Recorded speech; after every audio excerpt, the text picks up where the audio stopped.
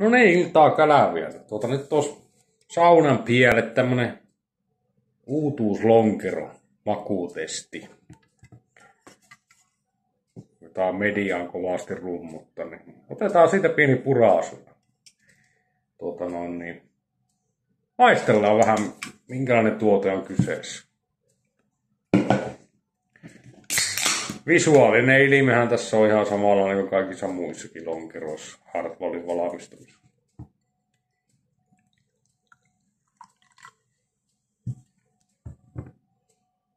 Aju on ihan tämmönen kreippilimsaa.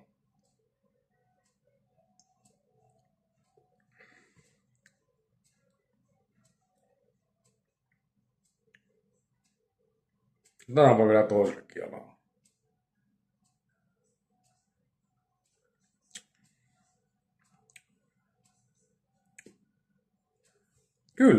Kyllä, mä annan 3,5/5. Aivan juotava tuote.